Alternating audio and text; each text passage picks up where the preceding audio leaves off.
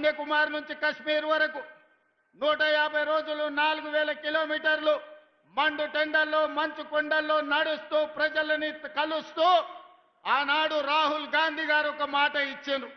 మీరు తెలంగాణలో కాంగ్రెస్ ప్రభుత్వాన్ని ఏర్పాటు చేయండి, తప్పకుండా తెలంగాణ రాష్ట్రంలో జనగణనతో పాటు కులగణన చేస్తాం, అదే కాకుండా మాదిగ ఉపకులాలకు సంబంధించిన ఎస్సీ వర్గీకరణ చేసి తీరుతామని రాహుల్ గాంధీ గారు మాట ఇస్తే 2024 ఫిబ్రవరి 4 నాడు మొదలుపెట్టి 2025 ఫిబ్రవరి 4 నాడు సంవత్సరం తిరిగే లోపల సామాజిక న్యాయం చేస్తూ కులగణను పూర్తి చేసి ఎస్సీ వర్గీకరణ చేసి జాతికి అంకితం చేసి ఫిబ్రవరి 4ను సోషల్ జస్టిస్ డేగా ఈరోజు తెలంగాణ రాష్ట్రం జరుపుకుంటున్నది అని అంటే రాహుల్ గాంధీ గారి యొక్క ఉక్కు సంకల్పాన్ని ఈరోజు మనం అమలు చేస్తున్నాం. మిత్రులారా, ఈరోజు దెబ్బతిన్న ఆర్థిక వ్యవస్థ, అడగంటిపోయిన రాజ్యాంగబద్ధ సంస్థల ప్రతిష్ట, వీటన్నిటిని పునరుద్ధరించుకుంటూ ఒక్కొక్క కష్టాన్ని అధిగమించుకుంటూ ఒక్కొక్క సమస్యను పరిష్కరించుకుంటూ తెలంగాణ రాష్ట్రాన్ని అభివృద్ధి పదం వైపు నడిపించే పని ఈరోజు నేను నా మంత్రివర్గ సహచరులు ముందుకు తీసుకెళ్తున్నాం. కష్టాలు వచ్చినాయి, ఒడిదుడుకులు వచ్చినాయి, అయినా నిటారుగా నిలబడి తట్టుకొని వాటన్నిటిని అధిగమించుకుంటూ ముందుకు వెళ్తున్నాం.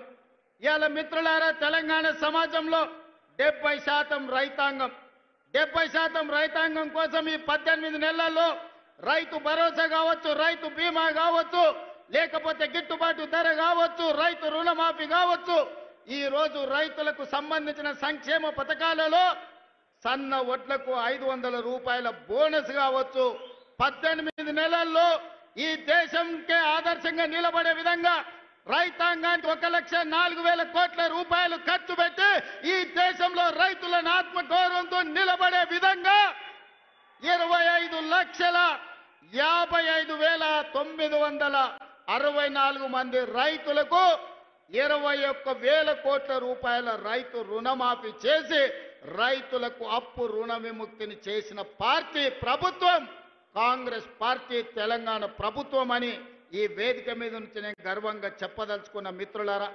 ఆనాడు మీకందరికీ తెలుసు, తెలంగాణ రాష్ట్రంలో రైతులు వరి వేస్తే వరి కొనుగోలు చేయక ఐకేపీ కేంద్రాలను మూత వేసి ఆనాటి ముఖ్యమంత్రి ఒక మాట అన్నాడు, ఎవరైనా రైతు వరి వేసుకుంటే మీరు ఉరి వేసుకున్నట్టే, నాకు సంబంధం లేదు, రాష్ట్ర ప్రభుత్వం వరి కొనుగోలు చెయ్యదు అని ఆనాటి ముఖ్యమంత్రి గారు చెప్పారు.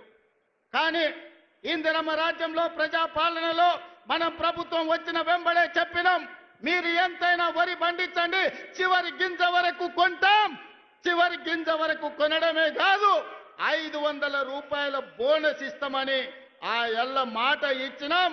2024-25 సంవత్సరంలో భారతదేశంలోనే అత్యధికంగా వరి పండించినాం. ఎంతయ్యా అంటే 2,80,00,000 మెట్రిక్ టన్నుల వరి ధాన్యాన్ని ఉత్పత్తి చేసి ఈ దేశానికి ఆదర్శంగా నెంబర్ 1 స్థానంలో నిలబడ్డ రాష్ట్రం తెలంగాణ రాష్ట్రం. ప్రతి గింజ మన ప్రభుత్వం ప్రజా పాలనలో కొనుగోలు చేసిందని ఈరోజు నేను గర్వంగా చెప్తున్న. మిత్రులారా, అందుకే ఈనాడు రైతాంగం మొన్న జరిగిన మీరు చూసిన రైతు భరోసా కార్యక్రమం అందరూ అనుకున్నారు గోతికాడి నక్కలాకి ఎదురు చూసిండ్రు, ఒంటె పెదాలకు నక్క ఎదురు చూసినట్టు రైతు భరోసాలో ఈ ప్రభుత్వం విఫలం చెందుతుందని ఆలోచన చేసిండ్రు. నేను చెప్పిన 9,000 కోట్ల రూపాయలు 9 రోజుల్లో రైతుల ఖాతాలో వేస్తామని చెప్పి 70 లక్షల మంది రైతులకు 9 రోజుల్లో 9,000 కోట్ల రూపాయలు వేసి రైతు ప్రభుత్వం, ఈ ప్రభుత్వంలో రైతును రాజును చేస్తాం. మా ఉద్దేశం, మా లక్ష్యం వ్యవసాయం దండుగ కాదు, వ్యవసాయం పండుగ చేస్తామని చెప్పినాం. చేసి చూపించి ఆ ఘన విజయాన్ని సాధించి ఇవాళ రైతులు తలెత్తుకునే విధంగా ఇది రైతు రాజ్యం అంటే ఇట్లా ఉండాలి. 24 గంటల ఉచిత కరెంటు ఇవ్వాలి, రైతులు పండించిన పంట కొనాలి, రైతులకు రుణమాఫీ చెయ్యాలి, రైతులకు రైతు భరోసా ఇవ్వాలి అని ఈరోజు ఈ ప్రజా పాలనలో ఇందిరమ్మ రాజ్యంలో మనం అమలు చేసిన మిత్రులారా, ఇవాళ ఎవరైనా సరే నేను సవాలు విసురుతున్నా, అది ఢిల్లీలో ఉండే మోడీ అయినా సరే, గల్లీలో ఉండే కేడీ అయినా సరే, చర్చ పెడతాం పార్లమెంటులోనా అసెంబ్లీలోనా. రైతు రాజ్యం ఎవరు తెచ్చిండ్రు, రైతులకు అండగా నిలబడ్డది ఎవరో తేల్చుకుందాం. రాండి చర్చలకు.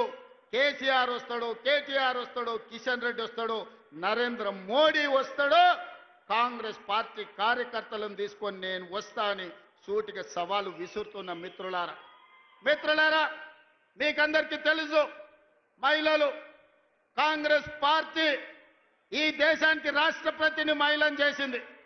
కాంగ్రెస్ పార్టీ ఈ దేశానికి ప్రధానమంత్రిని మహిళను చేసింది.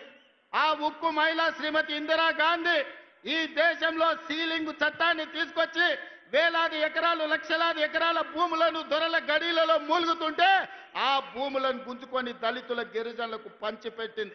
ఇల్లు లేని వాళ్ళకు ఇందిరమ్మ ఇల్లు ఇచ్చింది, కట్టుకోవడానికి పట్టా లేని వాళ్ళకు ఇంటి పట్టానిచ్చింది.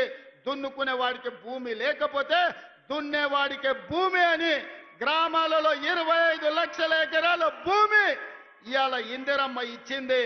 ఆదివాసీలకు 10 లక్షల ఎకరాల పోడు భూముల పట్టాలు ఇచ్చింది ఇందిరమ్మ ప్రభుత్వం. సస్యశ్యామలం చేయడం నేను మళ్ళీ చెప్తా ఉన్నా, మీరే కదా ఫామ్ ఏందది రైతు డిక్లరేషన్. మీ రాహుల్ గాంధీ వరంగల్కి వచ్చి ఇన్ని మాటలు చెప్పిండు, ఒక్కటని అమలైందా? ఇంట్లో ఒకటేసారి రుణమాఫీ అన్నారు. 50,000 కోట్ల రుణమాఫీని 12,000 కోట్లకు కుదించి చేతులు దులుపుకున్నారు, అవతల పడ్డారు, అయిపోయింది అంటున్నారు. 12,000 కోట్లు దాటలు ఇంకా ఈరోజు కూడా. మళ్ళీ మాట్లాడితే సిగ్గు లేకుండా 21,000 కోట్లు అని చెప్తారు. మీకు ఇదివరకు కూడా చెప్పినా, మళ్ళీ కూడా చెప్తా ఉన్నా, ఇందులో ఒక్కటని అమలైందా? ఒక్కటంటే ఒక్కటి అయినా సిగ్గు లేకుండా మాట్లాడతారు. అట్లాగే ఎన్నో చేశాం, మీకు చెప్తే చాలా ఉన్నాయి. 2,603 రైతు వేదికలు కట్టినాం. 5,000 ఎకరాలకు ఒక్కొక్కరు చొప్పున అగ్రికల్చర్ ఎక్స్టెన్షన్ ఆఫీసర్లను పెట్టినాం.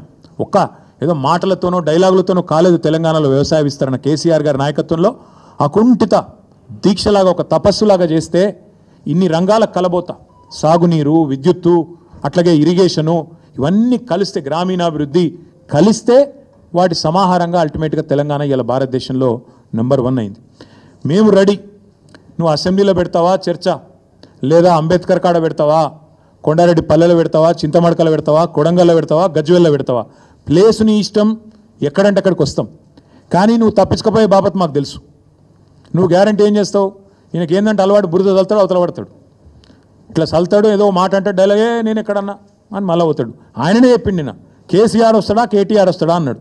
మరి నేను వస్తా అంటున్నా, నీకు దమ్ముంటే రా, లేదంటే ఇంకొక ప్రతిపాదన 8 తారీఖు నాడు, ఇలా 5 తారీఖు, ఎందుకంటే ముఖ్యమంత్రి గారికి ప్రిపేర్ అయ్యేందుకు టైం పడుతుంది. 8 తారీఖు నాడు 11 గంటలకు మేమందరం వస్తాం, సోమాజిగూడ ప్రెస్ క్లబ్ రా, నీకు కృతి చేసి పెడతాం. నీ కార్యకర్తలతో సహా వస్తావా, నీ ఎమ్మెల్యేలతో సహా వస్తావా, వాళ్ళు ఎంతమంది వస్తారో చెప్తే వాళ్ళకు కూడా ఇంతజాం చేస్తాం. ఛాయ్ బిస్కెట్ కూడా మా సోమాజిగూడ ప్రెస్ సోదరులను అడిగి అది కూడా ఏర్పాటు చేస్తాం. సోమాజిగూడలో ప్రెస్ క్లబ్లో 11 గంటలకు 8 తారీఖు నాడు నేను రెడీగా ఉంటా. నువ్వు వస్తావా రావా నీ ఇష్టం, నువ్వే ఛాలెంజ్ ఇసిరినావు, రావాలని కోరుతున్నా. వస్తే సంతోషం, మీడియా ముందే చర్చిద్దాం, నీళ్ళకు నీళ్ళు పాలకు పాలు. ఇంకొక మాట కూడా నేను చెప్తా ఉన్నా, ఇవాళ మా రైతన్నలు కూడా వినాలని చెప్పి కూడా కోరుతా ఉన్నా. వాస్తవం ఏంది, ఈరోజు సిగ్గు లేకుండా ఈ ముఖ్యమంత్రి రైతు బంద్ వేసినా పండుగ చేసుకోండి అంటుండు. మొన్ననే మా ప్రశాంత్ రెడ్డి గారు, జగదీష్ రెడ్డి గారు ఇక్కడ చెప్పినారు, మేము ఒకసారి వేయలేదు, 11 సార్లు మొత్తం 73,000 కోట్ల రూపాయలు రైతుల ఖాతాల్లో వేసినాం. కానీ ఎన్నడూ గింత హడావుడి గింత ఆర్భాటం అయితే చేయలేదు. ఒక్కసారి వేసి 4 పంటలకు గాను ఒక్క పంటకేసి దానికే పండుగ చేసుకోకండి అంటున్నాడు. వాస్తవం ఏంది అసలు? ఇవాళ రైతులకు ఎగ్గొట్టిందంతా, యాక్చువల్గా ఇచ్చిందంతా రేవంత్ రెడ్డి ప్రభుత్వం. మీరు చెప్పింది ఏంది అసలు, ఇచ్చింది ఏంది? మీరు చెప్పింది ఏంది? రైతు భరోసా ఎకరానికి 15,000 ఇస్తామని చెప్పినావు నువ్వు. కేసీఆర్ 10,000 ఇస్తున్నాడు బిచ్చం వేసినట్టు, నేను 15,000 ఇస్తా అన్నావు. కేసీఆర్ 2 పంటలకు ఇస్తున్నాడు, నేను 3 పంటలకు ఇస్తా అన్నావు. ఇవాళ ఏం చేస్తున్నావు మరి? ఇచ్చినావా ఎక్కడన్నా 15,000? అసలు రైతు భరోసా పేరుకు అర్థం ఉందా, తాత్పర్యం ఉందా? ఇంకొక మాట కూడా అడుగుతా ఉన్నా రేవంత్ రెడ్డిని నేను, నువ్వే కదా ఉత్తరం రాస్తేవి కౌలు రైతులకు, 22 లక్షల మంది కౌలు రైతులకు ఉత్తరం రాసిండి మొగోడు. మీ అందరికీ నేను రాగానే ఇస్తా, ఇచ్చేస్తూనే ఉన్నా, వస్తూనే ఉన్నా, ఇస్తా అని చెప్పి రెచ్చగొట్టిండు. ఇవాళ అసలు రైతులకు ఎగ్గొట్టింది, పట్టదారులకు ఎగ్గొట్టింది ఈ 4 పంటలు కలిపి 24,000 కోట్లు. కౌలు రైతులకు ఎగ్గొట్టింది 15,000 కోట్లు. మొత్తం కలిపితే ఈ ప్రభుత్వం ఒక్క రైతు బంధులనే ఎగ్గొట్టింది 39,000 కోట్లు. ఎట్లా లెక్క అంటారా మీరు? ఆ లెక్క కూడా నేను తీసుకొచ్చినా, మీరు చూసుకోవచ్చు. ఒక్కొక్క ఎకరానికి ఎంత ఎగ్గొట్టిండు, మొత్తం కలిపి 39,000 కోట్లు ఎగ్గొట్టిండు ఒక రైతు బంధులనే. ఇక రైతు రుణమాఫీ తీసుకుంటే అక్కడ దాదాపు 38,000 కోట్లు ఎగ్గొట్టిండు. 50,000 కోట్ల లెక్కను 12,000కు రౌండ్ ఆఫ్ చేసి ఆడొక 38,000 కోట్లు ఎగ్గొట్టిండు. రైతు బంధులో ఇంకో 39,000 కోట్లు ఎగ్గొట్టిండు. ఎట్లా అంటారా? 2023-24 రబీలో ఒక్కొక్క ఎకరానికి ఆనాడు 2,500 ఎగ్గొట్టిండు. 5,000 ఇచ్చి చేతులు దులుపుకున్నాడు. అప్పుడే ఎలక్షన్ అయిందన్నాడు. అప్పుడు కేసీఆర్ గారు పెట్టిన 7,500 కోట్లు ఇచ్చిండు. ఇచ్చి 2,500 ఎకరానికి అప్పుడే ఎగ్గొట్టిండు. తర్వాత ఒక పంట అయితే మొత్తానికి ఎగ్గొట్టిండు. ఎందుకంటే కేసీఆర్ ఏమో నాట్లు వచ్చినప్పుడు వేసేది, నాట్లు వేసేటప్పుడు రైతు బంధు వేసేది. ఈయన ఓట్లు వేసేటప్పుడే వేస్తాడు, తర్వాత వేయడు. మా రైతు సోదరులకు నేను చెప్తున్నా, మళ్ళీ ఓట్లు దాటినాయంటే తర్వాత రైతు బంధు ఉండదు. దానికి రైతు బంధుకు రామ్ మర్చిపోండి. రేవంత్ రెడ్డి గారి ప్రభుత్వం రైతు బంధును ఎగ్గొడుతుంది, ఏదో ఒకటి చెప్పి తప్పించుకుంటుంది. ఈ 2024-25లో ఆనాడు మొత్తం 23-24 వానాకాలంలో రబీల్నేమో 5,000 ఇచ్చిండు. మొత్తం 23-24 వానాకాలం ఏమో మొత్తానికి ఎగ్గొట్టిండు 7,500. అటెనక 2024-25 దానిలో కూడా మొత్తం ఎగ్గొట్టిండు 7,500. మొన్న మళ్ళీ 1,500. అంటే మొత్తం కలిపితే ఒక్కొక్క ఎకరానికి 19,000 బాకీ రేవంత్ రెడ్డి ప్రభుత్వం ఒక రైతు బంధుకి. అంటే మొత్తం కలిపితే 1,52,00,000 ఎకరాలకు తీస్తే లెక్క మొత్తం కలిపి ఇప్పుడు నేను చెప్పిన 39,000 కోట్ల రూపాయలు ఎగ్గొట్టింది కాంగ్రెస్ ప్రభుత్వం. టోటల్గా అన్నదాతకు సున్నం పెట్టింది కాంగ్రెస్ ప్రభుత్వం. అట్లాగే ఇక ఆయన చెప్పిన మాటలు, ఎవరు రాహుల్ గాంధీ రుణమాఫీ అన్నాడు, ఏకకాలంలో చేస్తామన్నాడు. డైలాగులు తొడలు కొట్టుడు, మెడలు కొట్టుడు, ఉరుకుని తెచ్చుకోండి, నేను వస్తూనే ఉన్నా వేస్తూనే ఉన్నా అన్నాడు. 49,500 కోట్లను కుదించి కేవలం దాన్ని రౌండ్ ఆఫ్ చేసి ఆఖరికి ఇవాళ 20,000 కోట్లు చేసినామని బయట చెప్తారు. నిజానికి ఇచ్చింది మాత్రం ఇప్పటికి 12,000 కోట్లు మాత్రమే. అక్కడ ఎగ్గొట్టిండు. అట్లే రైతు కూలీలకు మోసం, 500 బోనస్ అని అక్కడ మోసం, కౌలుదారులకు మోసం, ఆఖరికి పంటలు కొనక అది కూడా మోసం. కొంటే బోనస్ ఇవ్వాలి కదా, మొదలు వడ్లన్నిటికి ఇస్తామన్నారు, దొడ్డు వడ్లకు బోనస్ అని చెప్పిండ్రు. కానీ ఆఖరికి ఏం చేసిండ్రు, సన్న వడ్లకు అన్నారు. ఆ సన్న వడ్లకు కూడా ఇవ్వలేదు. ఆఖరికి మొత్తం మార్కెట్కి తెచ్చిన ధాన్యం 30% కూడా కొనలేదు. ఇది వాస్తవం.